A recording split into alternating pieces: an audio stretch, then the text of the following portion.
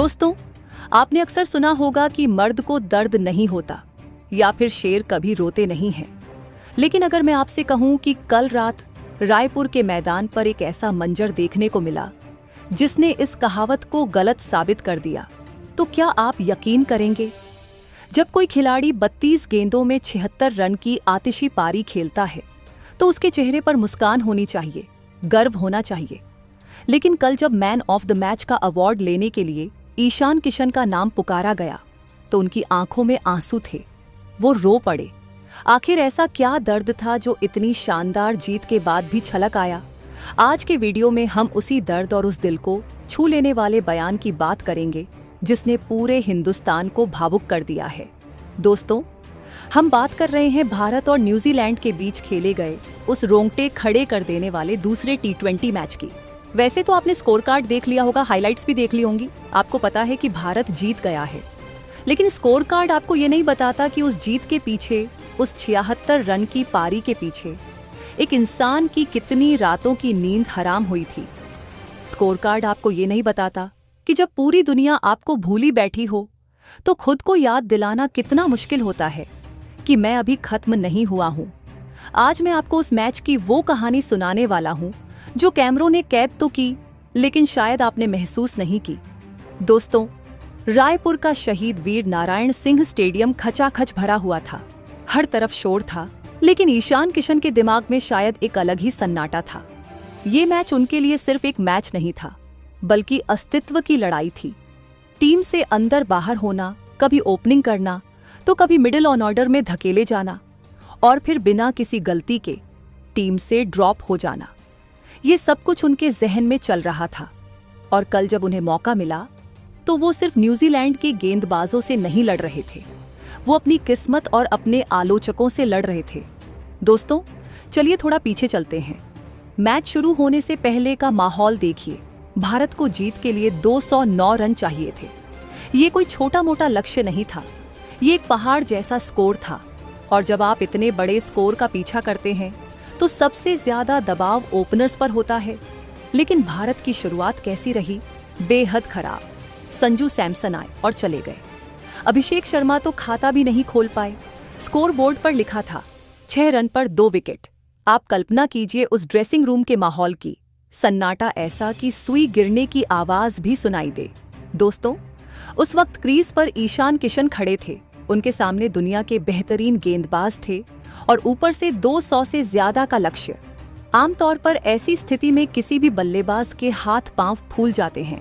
डर लगने लगता है कि अगर मैं भी आउट हो गया तो क्या होगा? अगर आज टीम हार गई तो सारी गलती मुझ पर डाल दी जाएगी। सोशल मीडिया पर ट्रोलिंग शुरू हो जाएगी। करियर खत्म होने का डर सताने लगता है। और ईशान पर तो वैसे भी दोहरी तलवार लटक रही थी।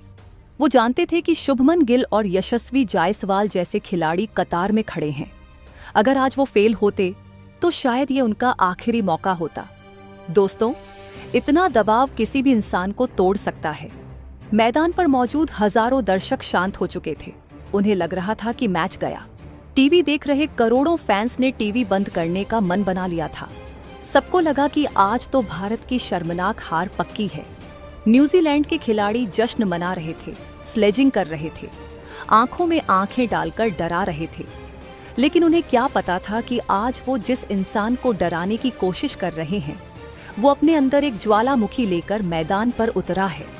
दोस्तों, फिर शुरू हुआ वो तांडव जिसे रायपुर के लोग सदियों तक नहीं भूलेंगे। जब 6 रन पर 2 विकेट गिर चुके थे तब ईशान किशन ने डिफेंस करने की बजाय अटैक करने का फैसला किया। उन्होंने सोचा कि हारना तो वैसे भी है, तो लड़कर हारेंगे। उन्होंने मैट हेनरी की आंखों में देखा और अपने बल्ले का मुंह खोल दिया। पहली ही गेंद जो उनके रडार में आई उसे उन्होंने एक्स्ट्रा कवर के ऊपर से हवा में उछाल दिया। वो शॉट सिर्फ 4 रनों के लिए नहीं था, वो एक ऐलान था कि मैं यहां सरेंडर करने नहीं आया हूं। दोस्तों, इसके बाद तो जैसे ईशान किशन ने गेंदबाजों के साथ खिलवाड़ करना शुरू कर दिया। लॉकी फर्ग्यूसन, जो अपनी रफ्तार के लिए जाने जाते हैं, 150 किलोमीटर प्रति घंटे की रफ्तार से गेंद फेंक रहे थे। लेकिन ईशान के बल्ले की रफ्तार उनसे भी तेज थी। उन्होंने फर्ग्यूसन को एक ऐसा पुल शॉट मारा कि गेंद स्टेडियम की छत को छूने के लिए बेताब हो गई। वो आवाज जब गेंद बल्ले के बीचों बीच लगी वो इतनी तेज थी कि कमेंटेटर्स भी हैरान रह गए। ईशान किशन रुक नहीं रहे थे। वो क्रीज का इस्तेमाल कर रहे थे, कभी आगे बहकर कभी पीछे हटकर। वो गेंदबाजों की लेंथ को पूरी तरह से बिगाड़ रहे थे। दोस्तों, स्पिनर्स आए तो लगा कि शायद रन गति पर लगाम लगेगी। ईश सौरही, जो बहुत अनुभवी हैं, उन्होंने सोचा कि ईशान को फंसा लेंगे, लेकिन ईशान आज अलग ही जोन में थे। उन्होंने सौरही की गुगली को इतनी जल्दी पड़ा और उसे मिड विकेट के ऊपर से दर्शकों के बीच भेज दिया। एक ही ओवर में 3 छक्के। आप सोचिए, टीम का स्कोर 6/2 था और ये लड़का ऐसे खेल रहा था जैसे गली क्रिकेट चल रहा हो। दूसरे छोर पर खड़े सूर्यकुमार यादव भी बस मुस्कुरा रहे थे, क्योंकि उन्हें भी यकीन नहीं हो रहा था कि ईशान किस मिट्टी के बने हैं। दोस्तों, देखते ही देखते ईशान किशन ने सिर्फ 21 गेंदों में अपना अर्धशतक पूरा कर लिया। ये T20 इतिहास के सबसे बेहतरीन अर्धशतकों में से एक था, क्योंकि ये तब आया था जब टीम की सांसें अटकी हुई थीं। लेकिन 50 पूरा करने के बाद भी वो रुके नहीं। उन्होंने अपना हेलमेट नहीं उतारा, बल्ला नहीं उठाया, बस एक गहरी सांस ली और दोबारा अपने काम पर लग गए। उनकी आंखों में वो भूख दिख रही थी। वो आज मैच खत्म करके ही लौटना चाहते थे। 32 गेंदों में 76 रन, 11 चौके और 4 छक्के। ये आंकड़े बताते हैं कि उन्होंने किस तरह की तबाही मचाई थी। उनका स्ट्राइक रेट 230 के पार था। दोस्तों, लेकिन असली कहानी तो मैच के बाद शुरू हुई। जब भारत ने ये मैच जीत लिया तो पूरा स्टेडियम ईशान ईशान के नारों से गूंज रहा था। हर कोई उनकी तारीफ कर रहा था। लेकिन जब प्रेजेंटेशन सेरेमनी का वक्त आया और उन्हें मैन ऑफ द मैच का अवार्ड लेने के लिए बुलाया गया, तो वो मंजर देखने लायक था। ईशान किशन स्टेज पर आए। उनके चेहरे पर पसीना था और आंखों में एक अजीब सी नमी थी। कमेंटेटर ने जैसे ही उनसे पहला सवाल पूछा कि ईशान, कैसा लग रहा है वापसी करके, तो ईशान कुछ सेकंड के लिए चुप हो गए। दोस्तों, वो माइक हाथ में पकड़े खड़े रहे। उनकी आवाज गले में ही अटक गई थी। उन्होंने अपनी पलकें झपकाईं ताकि आंसू बाहर न आए, लेकिन जज्बात को रोका नहीं जा सकता। उनकी आंखों से आंसू छलक पड़े। एक ऐसा खिलाड़ी जो मैदान पर गेंदबाजों को डराता है, वो नेशनल टीवी पर करोड़ों लोगों के सामने रो रहा था। वहां मौजूद हर शख्स हैरान था। किसी को समझ नहीं आ रहा था कि क्या हुआ। क्या ये खुशी के आंसू थे या फिर ये वो दर्द था जो महीनों से उनके अंदर जमा हो रहा था। दोस्तों, ईशान ने अपने आंसुओं को पोंछा, एक लंबी सांस ली और फिर जो कहा, उसने हर क्रिकेट फैन का दिल जीत लिया। उन्होंने कहा, पिछले 6 महीनों में मैंने क्या महसूस किया है, मैं शब्दों में बयान नहीं कर सकता। जब मैं टीम से बाहर था तो मुझे लगता था कि शायद मेरा वक्त खत्म हो गया है। मैं रोज सुबह उठता था, ट्रेनिंग करता था, लेकिन शाम को जब टीम लिस्ट आती थी और मेरा नाम नहीं होता था तो लगता था कि सारी मेहनत बेकार है। मेरे माता पिता मुझे फोन करते थे, मुझे हौसला देते थे, लेकिन मैं अंदर से टूट चुका था।